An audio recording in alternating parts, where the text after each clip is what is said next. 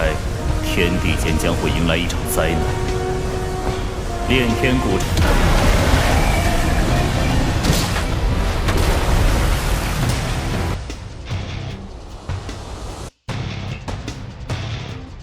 Halo Sobat Samakanang, gimana kabarnya? Semoga kalian baik-baik saja ya. Seperti biasa, pada video kali ini kita akan membahas preview cerita Donghua Beat It ya, Flame Emperor episode ke-51, yang dimana pada episode sebelumnya, usai mengalahkan Yuhui dan Yujing, poin Xiaoyan melonjak drastis hingga berhasil menembus peringkat 10 besar. Pengumuman itu mengguncang seluruh arena seleksi, membuat banyak peserta terkejut sekaligus mulai mengincarnya demi merebut poin dalam jumlah besar. Bahkan para tetua yang mengawasi dari luar arena mulai memberi perhatian khusus pada bakat luar biasa yang dimilikinya. Di sisi lain, Raja Naga Emas menyuruh Xiaoyan meminta ketulusan dari Long Yi, roh naga yang bersemayam di dalam penguasa api kuno. Long Yi sempat panik karena rahasia yang selama ini disembunyikannya telah diketahui. Ia akhirnya mengaku memiliki api neraka darah berkobar, api langka yang mampu membakar darah musuh serta memperkuat garis keturunan ras naga. Xiaoyan kemudian menawarkan kesepakatan. Ia berjanji akan membantu Long Yi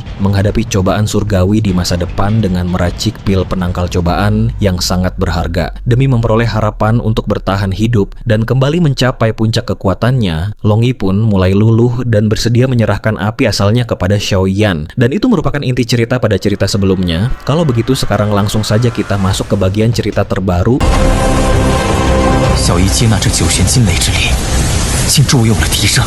你踏上炼体之道。服用祖龙血精. Demi meyakinkan sang naga, Xiaoyan bahkan bersumpah demi jiwanya. Long Yi pun merenung mengingat Xiaoyan adalah pilihan putra Dewa Naga dan berpotensi besar menjadi alkemis agung. Ia akhirnya memutuskan bertaruh. Hehe, kalau begitu aku ambil risiko, ujar Long Yi. Seketika gumpalan api murni dikondensasikan di mulut naganya dan dialirkan dari penguasa api abadi menuju Xiaoyan. Sambil bergumam mengagumi kedahsyatan api neraka darah berkobar, Xiaoyan menelan api asal tersebut dan langsung memutar teknik Fen Jue miliknya demi mendobrak batas kekuatan. Melihat aura Xiaoyan melonjak drastis, Mufeng langsung berseru syok. Astaga, dia benar-benar mau menerobos ke Do di bintang 4. Di sisi lain, Yueru dengan mata indahnya yang berkedip waspada meminta Mufeng siaga penuh menjaga area sekitar agar proses meditasi Xiaoyan tidak terganggu. Sayangnya kekhawatiran mereka menjadi kenyataan. Sebuah suara menggelegar mendadak merobek udara. Xiaoyan, serahkan poin Yuhui dan Yujing, lalu keluar dari hutan mayat Yin, maka aku ampuni nyawamu. Saat kemudian, sosok pria sangar pembawa kapak raksasa, Sue Fushuni, muncul di hadapan mereka. Ini mulai merepotkan, bisik Yueru cemas sembari memadatkan seluruh douchi di tubuhnya demi melindungi Xiaoyan yang tengah berada di fase krusialisasi terobosan. Zhou Akseshuni, ahli Dou di bintang 4 tingkat lanjut peringkat 11, menghina Yueru peringkat 99 dan Mufeng peringkat 94 yang masih berada di tahap awal. Ia menyuruh mereka menyingkir karena tidak tertarik dengan poin mereka. Namun, Yueru menolak mundur demi melindungi Xiaoyan dan Mufeng ikut melangkah maju karena enggan membiarkan seorang wanita menghadapi bahaya sendirian. Shuni langsung bergerak cepat dan melancarkan 2 pukulan kilat. Hantaman keras itu membuat Yueru dan Mufeng terkena serangan secara bersama hingga mundur jauh dan terluka. Yueru meminta Mufeng pergi menyelamatkan diri, namun Mufeng menolak karena tulus menganggap mereka teman, lalu menghunus pedang kayunya untuk menyerang Shuni. Shuni mengejek ambisi Xiaoyan yang awalnya dianggap hanya Doudi bintang 3 tingkat puncak karena ingin mengincar posisi ke-10. Sambil mendekat, Shuni terkejut saat menyadari Xiaoyan sedang bersila memulihkan diri demi menembus ranah Doudi bintang 4. Menganggap Xiaoyan tetap semut, Shuni menarik kapak raksasa merah dari punggungnya dan mengayunkannya hingga memancarkan cahaya kapak puluhan kaki beraroma darah. Namun, before tebasan menghantam Xiaoyan, Mufeng bergerak lincah menahan cahaya kapak itu dengan pedang kayunya hingga memicu ledakan fluktuasi energi. Shuni marah serangannya digagalkan, tetapi ia mulai serius karena tahu serangan tadi seharusnya sulit dibendung Dou di bintang 4 tingkat menengah sekalipun. Mufeng menegaskan bahwa sebagai tim, Shuni harus melangkahinya dulu demi terus mengikuti Xiaoyan demi kesuksesan poin mereka. Demi menyelesaikan duel dengan cepat sebelum orang lain datang mengintai, Shuni melepaskan douchi merahnya dan mengaktifkan teknik salib kekuatan kapak darah. Kapak seberat 1000 jin di tangannya membelah menjadi 2 di udara, lalu menebas menyilang membentuk cahaya berbentuk salib yang menakutkan ke arah Mufeng. Menghadapinya, Mufeng merilis mantra Yin Yang Bagua. Pedang kayunya memancarkan cahaya menyilaukan dan berbenturan di udara. Anehnya, pedang kayu Mufeng justru menembus cahaya kapak berbentuk salib tersebut berkat kekuatan menembus yang misterius dan langsung mengincar Shuni. Shuni yang terkejut segera mengerahkan douchi merahnya secara maksimal untuk menangkis hingga pedang kayu itu terlempar, membuat Mufeng memuntahkan darah akibat tekanan tekniknya sendiri. Shuni tertawa puas dan langsung merilis seluruh energinya untuk melayangkan kapak pemungkas ke arah Mufeng yang terluka parah. Melihat situasi kritis itu, Yueru nekat mengangkat tangan gioknya ke arah dahinya untuk membuka segel rahasia kembali tanpa memedulikan risikonya. Namun, tepat pada saat itu, sebuah suara lembut terdengar di telinganya dan tangan Yueru dengan lembut diturunkan oleh tangan Xiaoyan sembari berbisik, "Serahkan sisanya padaku." Serangan penuh tenaga Shuni langsung menghantam Mufeng. Dengan kapak pemotong gunung, senjata legendaris yang konon mampu membelah gunung, ia yakin bisa menghabisi lawannya dalam satu tebasan. Namun, tepat saat kapak itu turun, sebuah penggaris hitam raksasa tiba-tiba menahannya. Shuni terkejut. Di hadapannya kini berdiri Xiaoyan. "Apakah kau mencariku?" tanya Xiaoyan santai sambil tersenyum. Shuni mencibir. Menurutnya, meski Xiaoyan sudah mencapai Dou di bintang 4 tingkat awal, itu tetap tidak akan mengubah keadaan. Namun Xiaoyan hanya menjawab singkat, "Kau terlalu banyak bicara," lalu mengayunkan penguasa kuno api surgawi hingga kapak Shuni terpental. Di sisi lain, Xiaoyan memastikan keadaan Mufeng. Mufeng mengaku baik-baik saja dan memuji kedatangan Xiaoyan yang tepat waktu. Ia juga mengingatkan bahwa Shuni adalah Dou di bintang 4 tingkat lanjut peringkat ke-11 dalam seleksi. Xiaoyan hanya menjawab tenang bahwa ia bisa mengatasinya, lalu memberikan pil pemulihan kepada Mufeng yang langsung ditelannya. Melihat itu, Shuni sadar pil tersebut bukan barang biasa. Ia pun tak ingin memberi kesempatan lawannya pulih dan segera menyerang dengan seluruh kekuatannya. Douchi merah menyelimuti tubuh Shuni. Dengan teknik yang mengutamakan kecepatan, ketepatan, dan serangan mematikan, ia melempar kapak raksasanya ke arah Xiaoyan. Berbekal tenaga ribuan jin dan dorongan putaran tubuhnya, lemparan itu membawa kekuatan yang sangat mengerikan. Namun, Xiaoyan tetap tenang. Api berwarna-warni langsung menyelimuti tubuhnya.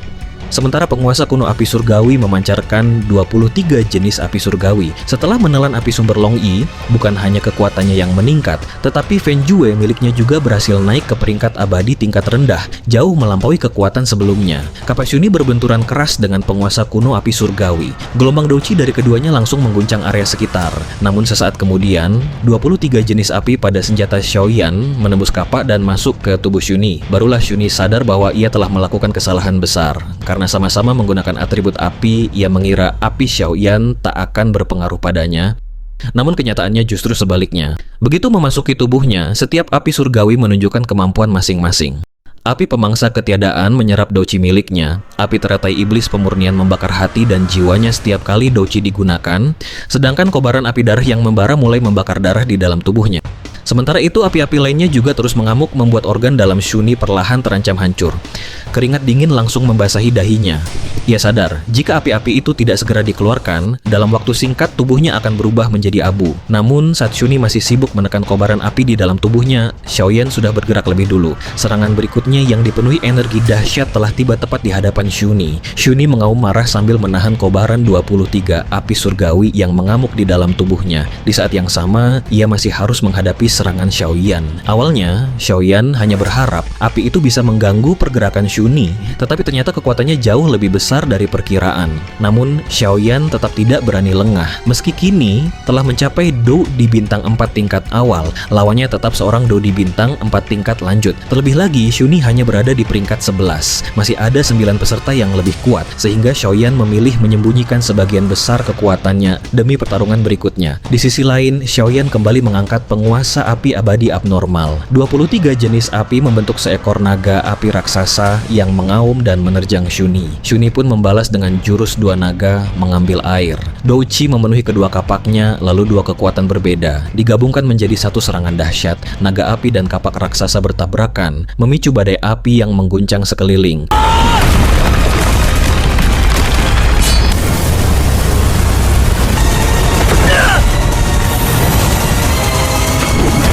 Setelah benturan itu, keduanya sama-sama terpental. Namun, Shuni berada dalam kondisi lebih buruk. Api-api di dalam tubuhnya terus mengganggu aliran Do Chi, sehingga ia tidak bisa mengeluarkan seluruh kekuatannya. Setelah mundur puluhan langkah, ia menancapkan kedua kapaknya ke tanah and mulai mengumpulkan tenaga untuk serangan berikutnya. Sementara itu, Xiaoyan juga mundur beberapa langkah. Tangannya sedikit bergetar akibat benturan tadi.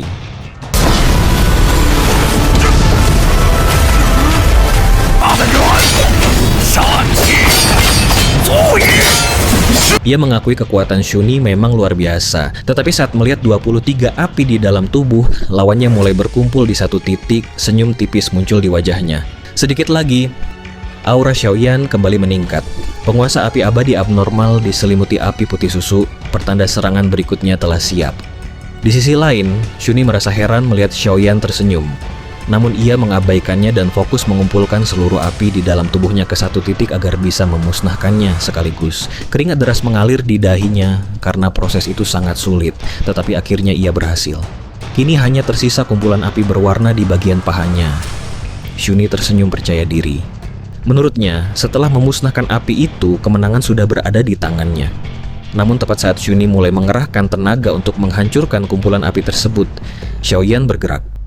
Ia memusatkan seluruh Do Chi ke penguasa api abadi abnormal, lalu melesat ke depan dengan aura penghancur yang luar biasa. Penguasa penghancur langit 7 tingkat, lapisan pertama, Nirvana. Seketika, gelombang api sepanjang 100 zang meluncur ke arah Shuni. Shuni tidak panik. Ia segera menggunakan jurus gunung yang ganas, mengangkat kedua kapaknya hingga menyatu menjadi satu kapak raksasa berwujud energi, lalu membenturkannya langsung dengan serangan Xiaoyan. Benturan dua kekuatan itu mengguncang langit. Makhluk-makhluk sihir dan hantu di sekitar langsung melarikan diri, sementara tornado raksasa setinggi ribuan zang terbentuk di titik tabrakan. Xiaoyan dan Shuni pun terjebak dalam kebuntuan di dalam pusaran tersebut. Shuni tertawa garang. Tahun depan, hari ini akan menjadi hari kematianmu. Gelombang tenaga yang lebih besar kembali mengalir dari tubuhnya menuju Xiaoyan. Melihat itu, Xiaoyan sedikit mengernyit. Serangan sebelumnya telah menghabiskan hampir setengah Do Chi miliknya, sementara Shuni masih mampu mengeluarkan kekuatan sebesar itu. Namun, tepat ketika serangan Shuni hampir mengenainya, Xiaoyan justru tertawa. Kurasa waktunya sudah tiba. Lalu ia berteriak, "Nirvana Lotus, meledaklah sekarang." Seketika, kumpulan 23 api surgawi yang sejak tadi dipadatkan di paha Shuni tiba-tiba meledak dari dalam tubuhnya. Wajah Shuni langsung berubah pucat. Rasa dingin menjalar di punggungnya, dan untuk pertama kalinya ia benar-benar merasakan aroma kematian. Saat Shuni dengan angkuh bersiap menghabisi Xiaoyan, sebuah teriakan terdengar. Namun, di luar dugaan, 23 jenis api di paha Shuni tiba-tiba menyatu dalam sekejap berkat operasional Feng Shujue milik Xiaoyan. Energi dahsyat pun meledak hebat sebelum Shuni sempat bereaksi. Shuni yang kebingungan langsung mengerahkan seluruh Do Chi ke pahanya demi menahan ledakan ekstrim tersebut. Sebuah cobaan berat bahkan untuk seorang Do di bintang 4 tingkat akhir. Area itu pun seketika diselimuti asap tebal bersuhu sangat panas, hingga membuat Yueru dan Mufeng merinding. "Pergi ke neraka dengan dendammu," dengus Xiaoyan dingin. Di sisi lain, memanfaatkan kekuatan spiritualnya yang dahsyat untuk mengunci posisi Shuni di dalam asap. Xiaoyan melepaskan serangan jiwa tak terlihat, murka surgawi musim semi kuning. Tepat saat Shuni sedang fokus memeras Do Chi untuk menahan ledakan di pahanya, serangan jiwa tersebut menghantam telak. Tubuh Shuni pun stagnan sesaat akibat pasokan Do Chi yang terhenti. Jeda singkat itu berakibat fatal. Kekuatan penghancur api langsung menyebar tak terbendung ke seluruh kaki kanannya. Dalam kondisi kritis, Shuni bertindak tegas. Ia mengayunkan kapak raksasanya dan memotong kaki kanannya sendiri demi memutus penyebaran api yang bisa menguras energinya hingga tewas. Setelah asap mereda, sosok Shuni tampak sangat berantakan dengan tubuh penuh luka, tangan berlumuran darah, dan kini berdiri pincang dengan satu kaki. Auranya merosot drastis akibat kerusakan asal-usul kekuatan, turun ke tingkat menengah Do di bintang 4. Dengan tatapan terdistorsi, ia meraung penuh amarah dan bersumpah akan membunuh Xiaoyan. Sementara itu, Xiaoyan langsung menelan beberapa pil untuk memulihkan Do Chi-nya hingga 70-80%. Sebenarnya Xiaoyan sengaja memicu ledakan ini untuk menyembunyikan kartu trufnya, karena ia mendeteksi ada petarung kompetisi poin yang lebih kuat sedang mendekat. Ia sendiri tak menyangka Shuni bertindak bodoh dengan mencoba memurnikan api tersebut, meski ia tetap mengagumi ketegasan Shuni memotong kakinya. Sambil melangkah maju, Xiaoyan yang kini unggul penuh mendengar Shuni bergumam tenang namun gila. Shuni mengakui kehebatan Xiaoyan yang berhasil merebut poin Yu Hui, namun egonya sebagai peringkat 11 dari klan pemecah gunung menolak kekalahan. Klan pemecah gunung tidak mentolerir pemborosan. Meraung gila, Shuni memicu fluktuasi mengerikan. Kapak raksasanya meledak, menciptakan badai destruktif level Dou di bintang 4 akhir. Tidak bagus, lari, teriak Xiaoyan yang langsung menyambar Mu Feng dan Yueru untuk melarikan diri secepat kilat dari lokasi ledakan histeris tersebut. Melihat ledakan dahsyat di kejauhan, Q Hobart bergumam kaget karena Xiaoyan berhasil memaksa Shuni melepaskan jurus andalan purbanya, kekuatan purba kapak pemecah gunung. Di sisi lain, bawahannya penasaran dengan jurus tersebut. Q Hobart pun menjelaskan bahwa kapak spiritual itu bisa terbelah dua dan mampu melahap sari darah musuh untuk diubah menjadi energi simpanan yang sangat mengerikan saat Shuni terdesak. Bahkan Q Hobart sendiri pun akan kesulitan menghadapinya. Meski bawahannya mengejek Xiaoyan hanya badut yang beruntung, Q Hobart tetap fokus mengamati area ledakan karena merasakan ada aura yang menjauh. 小子，你敢耍我？你逃得！ Namun serangan itu rupanya menjadi akhir bagi Shuni. Douqi di tubuhnya terkuras habis seperti lampu kehabisan minyak, membuat tokennya hancur dan ia tereliminasi dari hutan mayat Yin. Seketika itu juga, poin peringkat ke-11 milik Shuni langsung berpindah otomatis ke token Xiaoyan. Tanpa egois, Xiaoyan melambaikan tangan untuk membagi poin tersebut kepada Yueru dan Mu Feng. Kini, poin Yueru melonjak ke 18.000, peringkat 44, dan Mu Feng ke 19.000, peringkat 33. Sebenarnya, Xiaoyan yang peka terhadap bahaya berkat kekuatan jiwanya yang luas sudah memimpin kedua rekannya kabur secepat kilat sebelum ledakan terjadi. Mu Feng pun merasa sangat terkejut sekaligus kagum atas ketepatan prediksi Xiaoyan. Sambil menyodorkan token gioknya, Yueru dan Mu Feng berniat mengembalikan poin tersebut karena merasa kontribusi mereka minim. Namun Xiaoyan menolak dengan santai dan mengingatkan bahwa poin ini ada berkat bantuan mereka yang melindunginya hingga berhasil menembus Dou di bintang 4. Merasakan aura-aura kuat yang levelnya di atas Shuni sedang mendekat ke X medan perang, Yueru mulai cemas. Xiaoyan lalu mengusulkan untuk bersembunyi di lapisan ketiga hutan mayat Yin selama 15 hari sisa kompetisi. Meskipun berbahaya, Mu Feng langsung setuju karena tak akan ada yang menduga strategi ini. Mereka pun langsung memacu kecepatan maksimal menuju ke sana demi menghindari bentrokan fatal. Sementara itu di sebuah pavilion luar hutan, Wujang tertawa puas melihat aksi Xiaoyan, sedangkan Hudu merespons dengan agak kecewa. Namun perhatian mereka mendadak teralih pada Mu Yingying yang tiba-tiba pergi ke lapisan ketiga. Wujang langsung menginstruksikan untuk mengawasinya ketat demi keselamatan sang talenta menjanjikan. Saat Hudu berniat menyelidiki latar belakang misterius Mu Yingying lewat gulungan kertas putih miliknya, Wujang melarangnya demi menghindari masalah.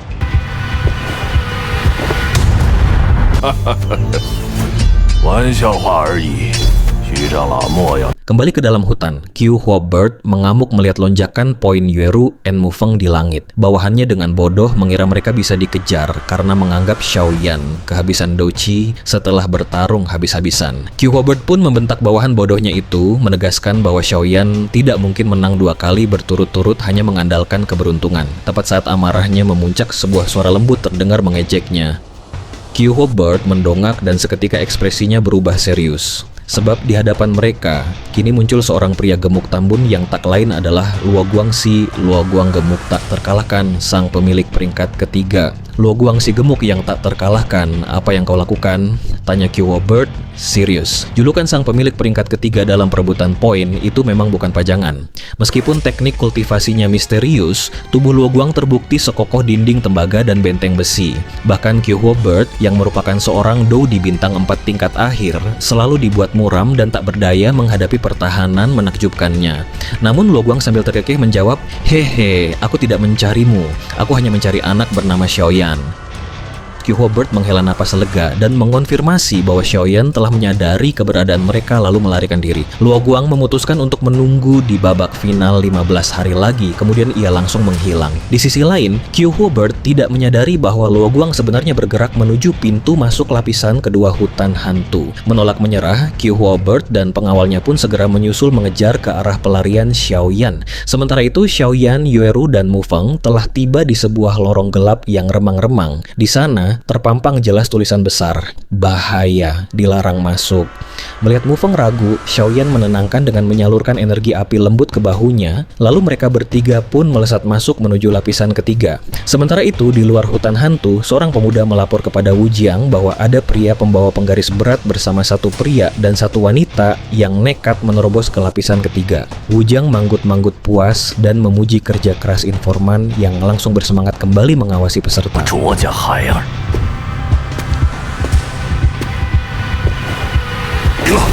看不上有事，手人几成几分。